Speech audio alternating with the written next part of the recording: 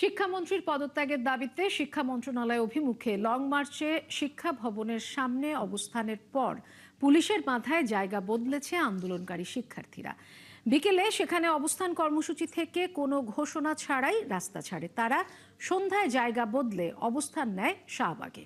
এর আগে দুপুর থেকে উত্তরা ও সায়েন্স ল্যাবে আন্দোলন চালায় শিক্ষার্থীদের একটি দল।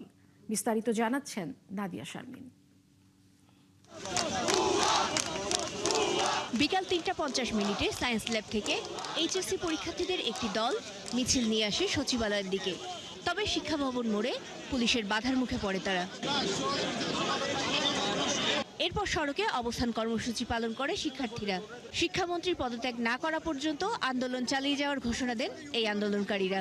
সংসদে কি বললেন, তিনি দুঃখিত প্রকাশ করেছেন অবশেষে, কিন্তু এই দুঃখিত বললে কি হবে? আসলে কিছুই হবে না এসব দিয়ে। সচিবালয়ে একটি প্রতিনিধি দল পাঠানোর চেষ্টা করেন তারা। এ সময় স্টার নিউজের এক সাংবাদিককে মারধর করলে সেখানে কিছুটা উত্তেজনাকর পরিস্থিতি তৈরি হয়।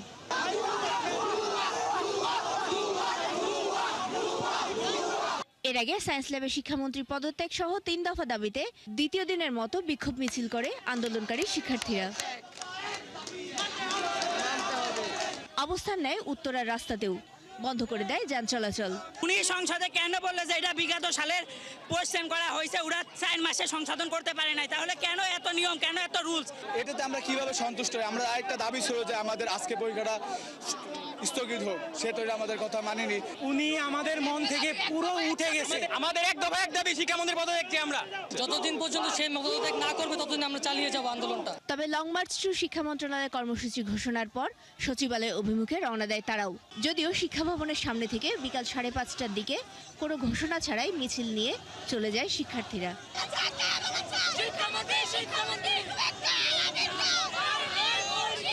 এরপর শাহবাগে অবস্থান নেয় তারা। নাদিয়া শারমিন, ৭১, ঢাকা। ভারী বর্ষণ ও বৈরী আবহাওয়ার কারণে যারা সোমবার এইচএসসি পরীক্ষা দিতে পারেনি তারা চট্টগ্রাম বোর্ডের সাথে অভিন্ন প্রশ্নে পরীক্ষা দিতে পারবে, এমনটা জানিয়েছেন শিক্ষামন্ত্রী এহসানুল হক মিলন। বিকেলে সংসদে এক বিবৃতিতে তিনি জানান, এই শিক্ষার্থীরা শিক্ষা মন্ত্রণালয়ের নির্দেশনায় সংশ্লিষ্ট বোর্ডের অভিন্ন প্রশ্নপত্রে একই তারিখে পরীক্ষা নেওয়ার সুযোগ পাবে। আবহাওয়া কিংবা সংশ্লিষ্ট অনিবার্য কারণে যারা চলমান এইচএসসি ও সমমান পরীক্ষা 2026 এর কোনো বিষয়ে অংশগ্রহণ করতে পারেনি তারা চট্টগ্রাম শিক্ষা বোর্ডের ইতিমধ্যে স্থগিত হওয়া সংশ্লিষ্ট বিষয়ে অভিন্ন প্রশ্নপত্রে শিক্ষা মন্ত্রণালয় কর্তৃক নির্ধারিত একই তারিখে ওই সময়ে পরীক্ষায় অংশগ্রহণ করতে পারবেন। আন্দোলন, পরীক্ষা স্থগিতের দাবি এবং পরীক্ষা শেষে লং মার্চ কর্মসূচিকে ঘিরে তৈরি হওয়া পরিস্থিতিতে বুধবার এইচএসসি ও সমমানের পরীক্ষা সুষ্ঠুভাবে হয়েছে। অন্য দিনের তুলনায় আজ উল্লেখযোগ্য সংখ্যক অভিভাবক তাদের সন্তানদের সাথে নিয়ে আসেন রাজধানীর বিভিন্ন কেন্দ্রে। পরে পরীক্ষা ভালো হওয়ার কথাও জানান শিক্ষার্থীরা। আরও জানাচ্ছেন মুহাইমিনুল খান অপু। এইচএসসি পরীক্ষা পেছানো সহ 3 দাবিতে সড়ক অবরোধ করে আন্দোলনের পরও বুধবারে পরীক্ষা নেওয়ার বিষয়ে অনড় থাকে সরকার। যদিও আগের সিদ্ধান্ত অনুযায়ী বন্যা কবলিত চট্টগ্রাম বিভাগে পরীক্ষা হয়নি। সকাল 9টায় ঢাকা সিটি কলেজে পরীক্ষার জন্য আসতে থাকেন শিক্ষার্থীরা, সাথে ছিলেন অভিভাবকরাও। তারা কেন্দ্রের বাইরে অবস্থান করেন, কেউ গাছের ছায়ায়, আবার কেউ বা ফুটপাতে। অনেকে কেন্দ্রের ফটকের সামনে অপেক্ষা করেছেন। সবার মুখেই ছিল উদ্বেগ ও উৎকণ্ঠার ছাপ। পদার্থ প্রথম পত্র পুনরায় নিলে খুবই ভালো হয়, আর চট্টগ্রাম বোর্ডের সাথে দ্বিতীয় পত্রটাও নিলেও খুবই ভালো হবে।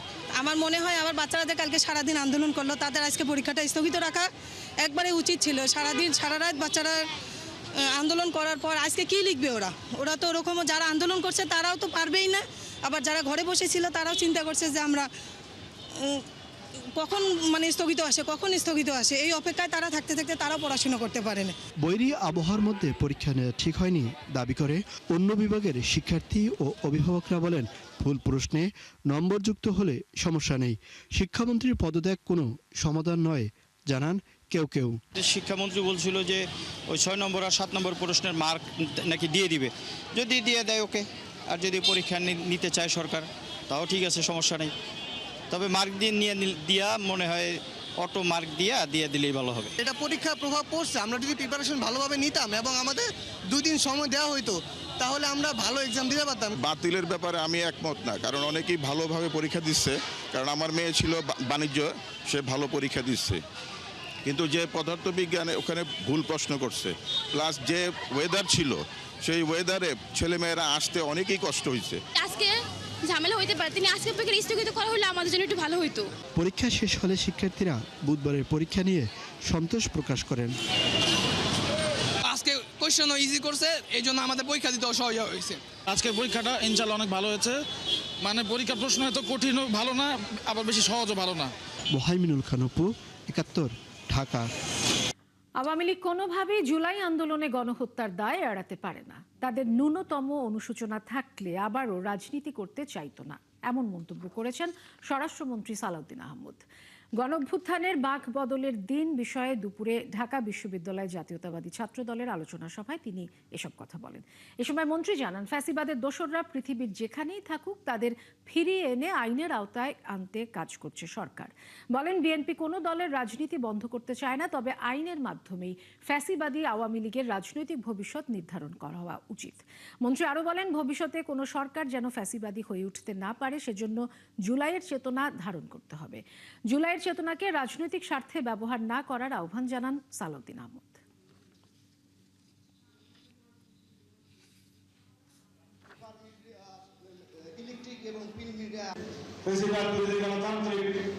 আন্দোলনে যে ঐক্য গড়ে উঠেছিল সেই ঐক্য যদি আমরা ধরে রাখতে না পারি তাহলে কেবলই ফেসিবাদের ফিরে আসার পতন মুক্ত হবে। আজকে ফেসিবাদী স্বৈরাচারী হাসিনা একটি দেশে, তার অবশ্য নিজ দেশে যে আশ্রয় গ্রহণ করেছে, ওখান থেকে বড় বড় কথা বলছে। অনেকে বলছে মোর্দা কাফন ফুড়ে কথা বলছে, সেটা জায়েজ নাই। সে বলছে বাংলাদেশে প্রত্যাবর্তন করবে। আমরা তো তার প্রত্যাবর্তন চেয়েছি আইনানুগভাবে, এক্সট্রাডিশন চুক্তি অনুসারে। ইন্টারিম গভর্নমেন্টের সময় পত্র দেওয়া হয়েছে, আমরা তাগাদা পত্র দিয়েছি। আমরা চাই তাকে দেশে ফিরিয়ে এনে তার রায় কার্যকর করা হবে। দেশের বিভিন্ন স্থানে গণকবর ও নদীতে ভাসিয়ে দেওয়া মরদেহ শনাক্ত হলে জুলাই শহীদের সংখ্যা ১৪০০ ছাড়িয়ে যেতে পারে বলে জানিয়েছেন আন্তর্জাতিক অপরাধ ট্রাইব্যুনালের চিফ প্রসিকিউটর। শহীদের শনাক্তে তদন্ত চলছে জানিয়ে তিনি বলেন, গণহত্যার সঙ্গে জড়িতরা যত প্রভাবশালী হোক সবাইকে বিচারের মুখোমুখি করা হবে। সকালে রায়ের বাজার কবরস্থানে জুলাই শহীদদের গণকবর পরিদর্শনে গিয়ে এসব কথা বলেন তিনি। আরও জানাচ্ছেন মাইনুল মারুফ।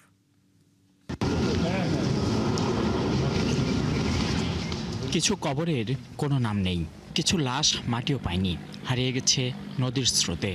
২৪শে জুলাই গণঅভ্যুত্থানের সেই অজানা অধ্যায়গুলোই এখন উঠে আসছে তদন্তে। বুধবার রাজধানীর রায়েরবাজারে জুলাই শহীদদের গণকবর পরিদর্শন করেন আন্তর্জাতিক অপরাধ ট্রাইব্যুনালের চিফ প্রসিকিউটর আমিনুল ইসলাম। পরিদর্শন শেষে তিনি জানান, তদন্তে গণকবরের পাশাপাশি নদীতে মরদেহ ভাসিয়ে দেওয়ারও প্রমাণ মিলেছে। আজকে যে গণকবরটি ১১৪ জনের আছে তারা আছে। আমাদের জোরাইন কবরস্থানে সেখানে একটি গণকবর আছে, আমরা সেটাও পরিদর্শনে যাব। আমাদের মাতোয়াইলে একটি গণকবর আছে, সেটা আমরা পরিদর্শনে যাব। আমাদের নারায়ণগঞ্জে একটি গণকবর আছে, সেটা আমরা পরিদর্শনে যাব। আমাদের একটা মুন্সিগঞ্জে একটা বড় গণকবর আছে, সেটা আমরা পরিদর্শনে যাব। আমাদের ঢাকারই একটি নিকটস্থ নদীতে একটি হাসপাতাল থেকে অনেক ডেড বডি পানিতে ভাসিয়ে দেওয়া হয়েছে, সেই তথ্য আমরা ইনভেস্টিগেশনে পেয়েছি।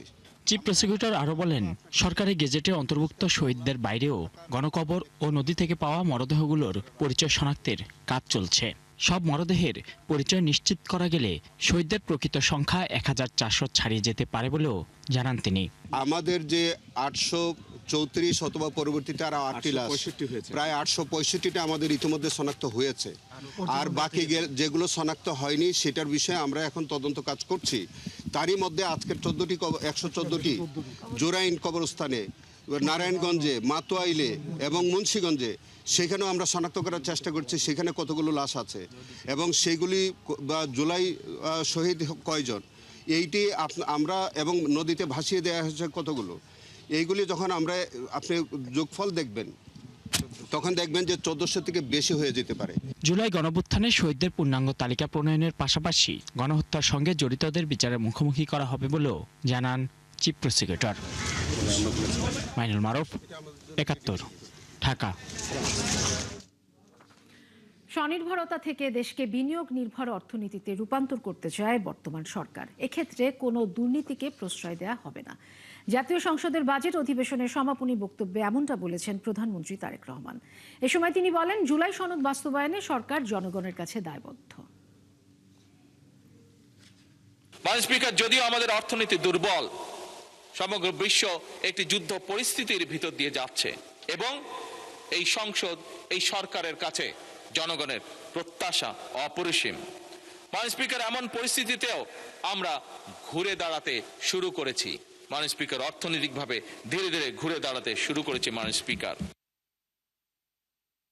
এর আগে সংসদে প্রশ্নোত্তর পর্বে প্রধানমন্ত্রী তারেক রহমান জানান, বীর মুক্তিযোদ্ধা এবং ৭১-এর শহীদদের সঠিক তালিকা করতে বিশেষজ্ঞদের নিয়ে কমিটি গঠন করা হয়েছে। তিনি আরো বলেন, অতীতের সঠিক তালিকা করার দায়িত্ব যাদের ছিল তারা এটিকে রাজনীতিকরণ করেছে। এছাড়া চট্টগ্রামে বে টার্মিনাল চালু হলে সামগ্রিক অর্থনীতিতে শুভ সূচনা হবে বলে জানিয়েছেন প্রধানমন্ত্রী তারেক রহমান। শফিকুল হকের প্রতিবেদন। সেটিকে জাতীয় সংসদে বাজেট অধিবেশনের সমাপনী দিনে কর্মসূচি অনুযায়ী প্রথম ৩০ মিনিট ছিল প্রধানমন্ত্রীর প্রশ্নকাল। নির্ধারিত ৩০ মিনিটে ৩টি তারকা চিহ্নিত প্রশ্ন ও এই সংক্রান্ত সম্পূরক প্রশ্নের জবাব দেন সংসদ নেতা ও প্রধানমন্ত্রী তারেক রহমান। রাজনৈতিকভাবে উপস্থাপন করেছে, তারা নিরপেক্ষভাবে সঠিকভাবে তারা করেনি। ৭১-এর শহীদ পরিবার ও গণহত্যার সঠিক তালিকা প্রণয়নের পরিকল্পনা সরকারের আছে কিনা এমন প্রশ্নে প্রধানমন্ত্রী জানান, তার দলের নির্বাচনী অঙ্গীকার মুক্তিযুদ্ধের শহীদদের পূর্ণাঙ্গ তালিকা প্রণয়নের কথা। যাদের দায়িত্ব ছিল দেশ স্বাধীনের পরে একটি সঠিক নিরপেক্ষ তালিকা তৈরি করা মুক্তিযোদ্ধাদের, তারা সেটি করেনি। পরবর্তীতেও বিভিন্ন সময়ে এই লিস্ট তৈরিতে বিভিন্ন রকম সমস্যা তৈরি হয়েছে। বর্তমানে সরকার চেষ্টা করছে বিভিন্ন বিশেষজ্ঞদেরকে নিয়ে যাতে আমরা একটি পূর্ণাঙ্গ সঠিক মুক্তিযুদ্ধের তালিকা, মুক্তিযোদ্ধাদের তালিকা তৈরি করতে পারি। চট্টগ্রাম বন্দরের আধুনিকায়ন নিয়ে প্রশ্নের জবাব দেন সরকার প্রধান। বে টার্মিনালের প্রয়োজনীয়তা তুলে ধরে প্রধানমন্ত্রী জানান, এটি চালু হলে দেশের সামগ্রিক অর্থনীতিতে প্রভাব পড়বে। বে টার্মিনাল চালু হলে পরে আমদানি রফতানি বাণিজ্যের গতি বৃদ্ধি পাবে এবং স্বাভাবিকভাবে যেহেতু ব্যবসা বাণিজ্যে বা আমদানি রফতানির গতি বৃদ্ধি পাবে, এটি জাতীয় অর্থনীতিতে একটি বড় ইতিবাচক ভূমিকাও রাখবে। মাননীয় স্পিকার, চট্টগ্রাম বন্দরটি এতে দেশের সম্পদ এবং এটি একটি রাষ্ট্রীয় সম্পদ, জনগণের সম্পদ। এখানে কোনো কাজ করতে গিয়ে যদি দুর্নীতি হয়ে থাকে, সেটি যখনই হয়ে থাকুক না কেন, অবশ্যই দেশের আইন অনুযায়ী যারা এর জন্য রেসপন্সিবল তাদের বিচার অবশ্যই হবে। এছাড়া খেলাধুলার জন্য কোথাও উন্মুক্ত স্থান আছে কিনা তা খুঁজে বের করতে জেলা ও উপজেলায় নির্দেশনা পাঠানো হয়েছে বলেও সংসদকে জানান প্রধানমন্ত্রী তারেক রহমান। এরই মধ্যে সরকারের পক্ষ থেকে তাদেরকে একটি ইনস্ট্রাকশন পাঠানো হয়েছে যে বাচ্চাদের খেলার জন্য বা যে কোনো পর্যায়ের খেলাধুলার জন্য কোথায় খোলা জায়গা আছে, ওপেন জায়গা আছে, সেটি খুঁজে বের করে সরকারকে জানানোর জন্য এই নির্দেশনা এরই ভিতরে পাঠানো হয়েছে। মাননীয় স্পিকার। শফিকুল হক, ৭১, ঢাকা। আধুনিক নগরী গড়ে তুলতে সিটি কর্পোরেশনকে নগর সরকারে রূপান্তর করতে চায় সরকার। আজ রাজধানীর বর্জ্য ব্যবস্থাপনা নিয়ে আয়োজিত সেমিনারে প্রধানমন্ত্রীর এই পরিকল্পনার কথা জানিয়েছেন স্থানীয় সরকার মন্ত্রী মির্জা ফখরুল ইসলাম আলমগীর। বাসযোগ্য নগরী গড়ে তুলতে রাজনৈতিক মতবিরোধের ঊর্ধ্বে কাজ করতে সবার প্রতি আহ্বান জানান বক্তারা। বিস্তারিত মাহিলা ইসলামের রিপোর্টে।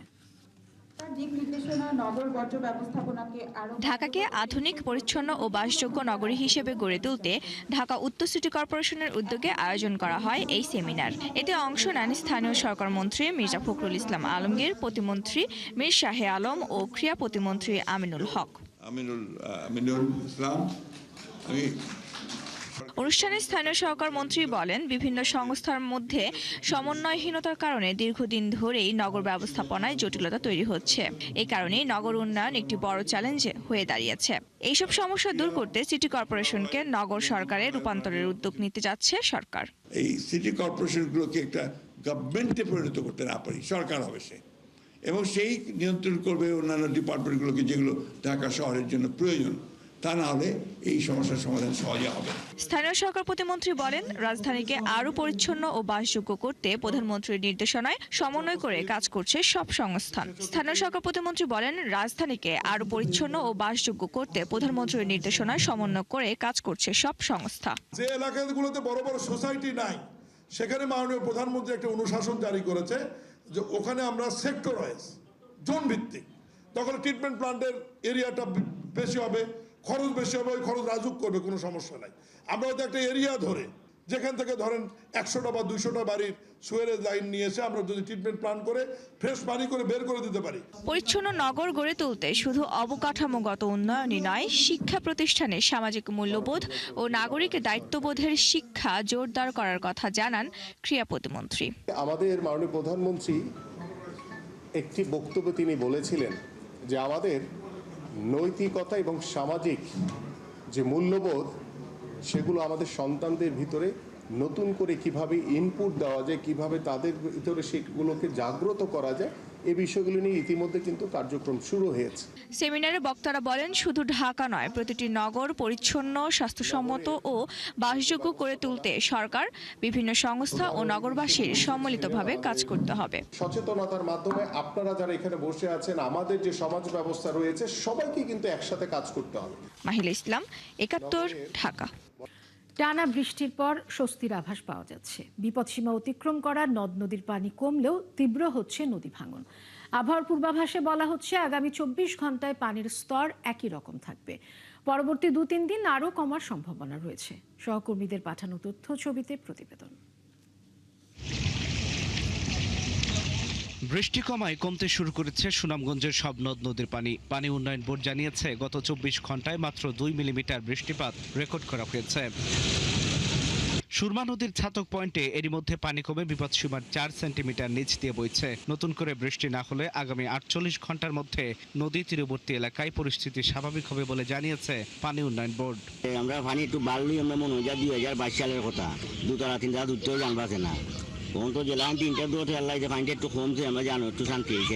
রান্না বান্না করতে পারি না, খাওয়া দাওয়া করতে পারি না, এই বন্যার লাগি। আজকে রাইতের দিনে 8 দিন ধরে বন্যা। সুনামগঞ্জে যে নদী আছে, এই নদীগুলোর পানি স্থিতিশীল অবস্থায় থাকতে পারে এবং কোথাও কোথাও হয়তো কমে যেতে পারে। তবে এরপরে হয়তো বৃষ্টিপাত বাড়তে পারে। তবে বিপদসীমার অতিক্রম হওয়ার সম্ভাবনা আমরা কম দেখছি। সিরাজগঞ্জে যমুনা নদীতে পানি বৃদ্ধির সঙ্গে সঙ্গে পাল্লা দিয়ে ভাঙছে দুর্গম চরের লোকালয়, ফসলি জমি ও বসতি জনপদ। এক বছরে কুশিদিতপুর দেখা যায় অনেক বরাবরই এখান থেকে ভাঙনি খালি দেখা যায়। কুশিদিতপুর বার বেগে ভাঙে অনেক চলে গেছে। এখন আমাদের বাড়িঘরও গেছে কত, আবার সামনে করছি, এখানেও যাওয়ার সময় হলো। এই নদী কোনো শাসন, এ যাবৎ পানি উন্নয়ন বোর্ড বা এমপি মন্ত্রী এরা কোনো উদ্যোগ যদি নিত, তাহলে আমার এলাকাটা বাইছে। গত 24 ঘন্টায় যমুনা নদীর হাট পয়েন্টে 20 সেন্টিমিটার ও কাজীপুর মেঘাই ঘাট পয়েন্টে 23 সেন্টিমিটার পানি বেড়েছে, যা হাট পয়েন্টে 135 ও কাজীপুর পয়েন্টে 172 সেন্টিমিটার নিচ দিয়ে প্রবাহিত হচ্ছে। এতে জেলার কিছু নিচু এলাকা প্লাবিত হয়েছে। এই নদীটা যদি ভাঙে যায়, আমরা ঘর বাড়িলে কোন জায়গায় থাকবো, তাই আমরা তো বড় টেনশন আছি ভাই। তা আপনারা একটু রক্ষা করলে পারে, তাহলে পানি উন্নয়নের কাছে আমরা এটা দাবি করি যে আমাদের এই কাজটা করে দিলে আমরা খুব ভালো হইতো আমাদের পক্ষে। এদিকে সিরাজগঞ্জ 5 আসনের সংসদ সদস্য আমিরুল ইসলাম খান যমুনার ভাঙনে ক্ষতিগ্রস্ত পরিবারদের দ্রুত সরকারি সহায়তা ও পুনর্বাসন করতে ব্যবস্থা নিয়েছেন। ইতিমধ্যেই আমরা জেলা প্রশাসন সহ আমরা সরকারি মন্ত্রণালয় থেকেও যারা এই যে ক্ষতিগ্রস্ত হয়েছে, আজকে আমরা তাদের মধ্যে খাদ্য সামগ্রী, নগদ অর্থ এবং টিন বিতরণ করব, যে তারা সাময়িকভাবে জানেন তারা আশ্রয়টুকু নির্মাণ করতে পারে। নেত্রকোনায় গত 24 ঘন্টায় উবদাখালী নদীর পানি 7 সেন্টিমিটার কমেছে। তবে একই সময়ে মগরা নদীর পানি বেড়েছে 5 সেন্টিমিটার। বুধবার সকাল থেকে আবারও থেমে থেমে বৃষ্টি শুরু হওয়ায় নদী তীরবর্তী মানুষের মধ্যে নতুন করে সংখ্যা দেখা দিয়েছে। উবদাখালী নদীর পানি কিছুটা কমে স্বস্তি ফিরলেও বুধবার সকাল থেকে আবারও বৃষ্টি হওয়ায় সেই স্বস্তি অনেকটাই ম্লান হয়ে গেছে। আল ইমরান, ৭১। সামান্য বৃষ্টি হলেই জলমগ্ন হয় কুমিল্লা নগরী। এতে শিক্ষার্থী ও সাধারণ মানুষের ভোগান্তি বাড়ে। শহরের গুরুত্বপূর্ণ কান্দিখাল দখল হয়ে যাওয়ার কারণে এই জলাবদ্ধতা, বলছে নগরবাসী। এ নিয়ে সিটি প্রশাসক ইউসুফ মোল্লা টিপু জানান, খনন ও সংস্কার প্রকল্প অনুমোদন হলেই দখলদারদের উচ্ছেদ করা হবে। কাজী এনামুল হকের তথ্য ছবিতে প্রতিবেদন।